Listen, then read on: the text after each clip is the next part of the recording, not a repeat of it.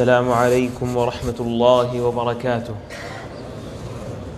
الله أكبر، الله أكبر، الله أكبر، لا إله إلا الله، الله أكبر، الله أكبر، ولله الحمد. الله أكبر ما أحرم حاج واعتمر، الله أكبر ما لبى ملب لله وذكر، الله أكبر، الله أكبر ما دعا الله داع وشكر، الله أكبر ما تاب تائب واستغفر، الله أكبر، الله أكبر ما طاف بالبيت العتيق طائف واستلم الحجر، الله أكبر ما سعى بين الصفا والمروة ساع فأدرك الظفر، الله أكبر، الله أكبر ما وقف الحجيج بعرفات وصفوا من الآثام والكدر، الله أكبر، الله أكبر ما ازدلفت الجموع إلى مزدلفة والتقوا الحصى وذكروا الله عند المشعر، الله أكبر، الله أكبر ما رموا جمرة العقبة واقتفوا الأثر، الله أكبر، الله أكبر ما نحر الحجاج وحلقوا وتحللوا التحلل الأكبر والأول، الله أكبر، الله أكبر ما ضحى لله مضح ونحر، الله أكبر ما أتم الحجاج مناسكهم ونالوا الجزاء الأوفر.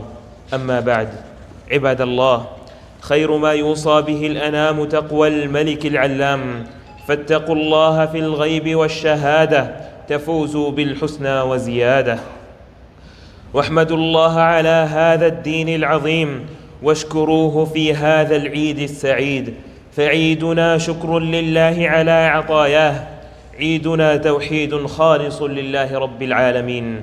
قل إن صلاتي ونسكي ومحياي ومماتي لله رب العالمين.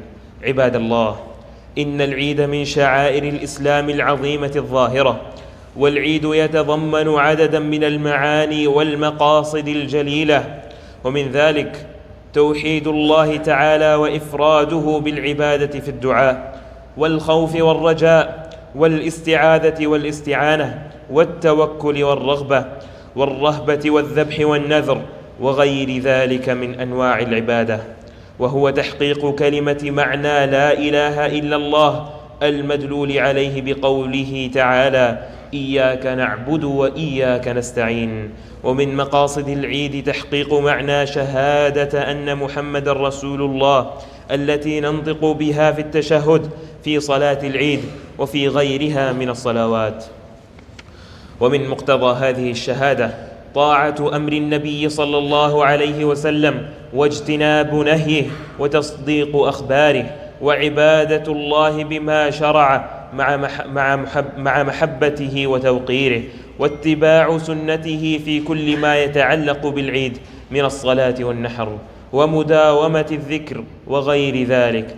قال الله تعالى: قل أطيعوا الله وأطيعوا الرسول فإن تولوا فإنما عليه ما حمل وعليكم ما حملتم وإن تطيعوه تهتدوا وما على الرسول إلا البلاغ المبين. الله أكبر، الله أكبر، لا إله إلا الله، والله أكبر، الله أكبر، ولله الحمد. أيها المؤمنون، إن من مقاصد العيد ومنافعه العظيمة التواصل بين المسلمين والتزاور وصلة الأرحام والتراحم والتعاون والتعاطف والتسامح فيما بينهم وتقارب القلوب وارتفاع الوحشة وانطفاء نار الأحقاد والضغائن والحسد. فعن عبد الله بن عمرو رضي الله عنه قال: قيل يا رسول الله أي الناس أفضل؟ قال صلى الله عليه وسلم: كل مخموم القلب صدوق اللسان. قالوا: فما مخموم القلب؟ قال: هو التقي النقي لا إثم فيه ولا بغي ولا غل ولا حسد. رواه ابن ماجة والبيهقي بإسناد صحيح.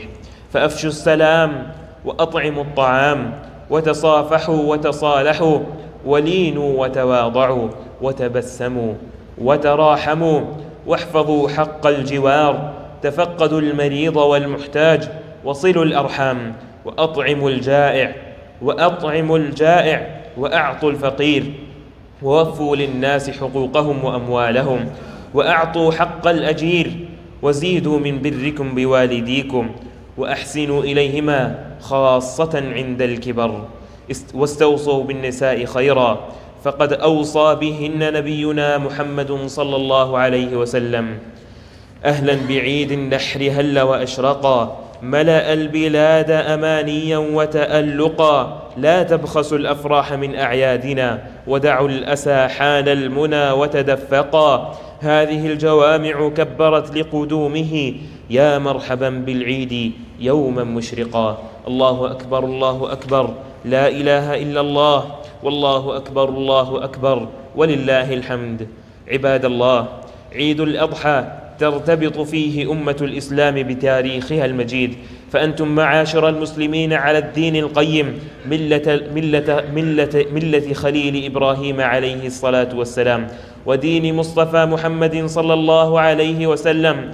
وعيد الأضحى يربطكم بهذين الخليلين والنبيين الكريمين عليهما الصلاة والسلام، فقد قال الله تعالى عن قصة فداء إسماعيل عليه السلام وعلى أبيه السلام: وفديناه بذبح عظيم. وقد ضحى النبي صلى الله عليه وسلم بكبشين أملحين أقرنين ذبحهما بيده وسمى وكبر، رواه البخاري. لهذا يشرع للمسلمين في هذا اليوم العظيم نحر الأضاحي بعد صلاة العيد وليس قبلها، لقول النبي صلى الله عليه وسلم: إن أول ما نبدأ به في يومنا هذا أن نصلي ثم نرجع فننحر، من فعله فقد أصاب سنتنا، ومن ذبح قبل فإنما هو لحم قدمه لأهله، ليس من النسك في شيء، رواه البخاري. واعلموا يا عباد الله أن الشاة تجزئ عن الرجل وأهل بيته في الأضحية بشروطها الشرعية المعروفة، ويستحب أن يأكل ثلثا ويهدي ثلثا ويتصدق بثلث، كما ورد ذلك عن ابن عباس رضي الله عنهما، ونقله ابن كثير رحمه الله عن بعض العلماء في تفسيره لقوله تعالى: فكلوا منها وأطعموا القانع والمعتر. الله أكبر الله أكبر، لا إله إلا الله، الله أكبر الله أكبر، ولله الحمد. أيها المسلمون، إن من المشروع لكم في الأعياد أن توسعوا على من استرعاكم الله عليه من الأهل والذرية، وخصوصا الأطفال، بشيء من العطايا والهدايا المباحة التي تدخل الأنس والسرور على أهليكم وأولادكم وقراباتكم وذوي أرحامكم، ولينفق ذو سعة من سعته، ومن قدر عليه رزقه فلينفق مما آتاه الله. أيها الشباب، إن الله قد شرع لنا من الأنس والسرور في هذا العيد ما يغنينا به عن كثير مما نهانا عنه، وجعل الله تعالى في ديننا فسحة برحمته وفضله، فليكن الفرح في عيدنا هذا منضبطا بما أحل الله لنا، ولنحفظ حدوده سبحانه فيما نفعل ونترك. الله أكبر كبيرا، والحمد لله كثيرا، وسبحان الله بكرة وأصيلا. بارك الله لي ولكم في القرآن والسنة، ونفعني وإياكم بما فيهما من الآيات والحكمة. أقول قولي هذا وأستغفر الله العظيم لي ولكم من كل ذنب فاستغفروه، إنه هو الغفور الرحيم. الله أكبر الله أكبر، لا إله إلا الله، والله أكبر الله أكبر، ولله الحمد. الحمد لله خالق الخلق، مالك الملك، مدبر الأمر، امتلأت بحبه وتعظيمه قلوب المؤمنين، وانصرفت عن ذكره قلوب المفتونين والمنافقين. لا يذل من والاه ولا يعز من عاداه، وهو الولي الحميد. نحمده على ما سخر لنا من بهيمة الأنعام، وما شرع لنا من التقرب إليه بالأنساك، وأشهد أن لا إله إلا الله وحده لا شريك له، لا يحل الذبح على وجه التعبد إلا له، ولا يذكر على الذبيحة إلا اسمه. وأشهد أن محمدًا عبده ورسوله الذي سن لنا الأضحية قولا وفعلا، صلى الله وسلم وبارك عليه وعلى آله وأصحابه وأتباعه إلى يوم الدين. أما بعد، فاتقوا الله أيها المسلمون بطلب مرضاته والبعد عن محرماته، واعلموا أن يومكم هذا يوم جليل، وأن عيدكم عيد فضيل. عن عبد الله بن قرط رضي الله عنه أن النبي صلى الله عليه وسلم قال: إن أعظم الأيام عند الله تبارك وتعالى يوم النحر ثم يوم القر. رواه أبو داود وغيره. ثم اعلموا أن الله سبحانه وتعالى أمركم بأمر ابتدأ فيه بنفسه، فقال في محكم التنزيل: إن الله وملائكته يصلون على النبي يا أيها الذين آمنوا صلوا عليه وسلموا تسليما.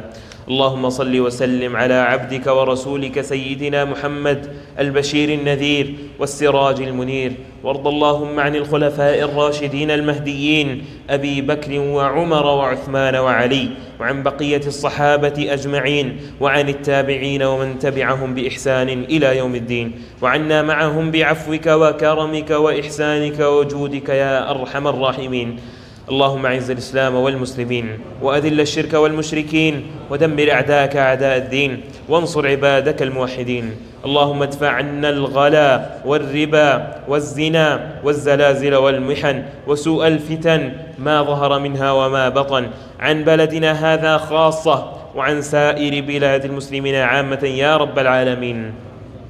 اللهم وفق ولي أمرنا خادم الحرمين الشريفين لما تحب وترضى، وخذ بناصيته للبر والتقوى.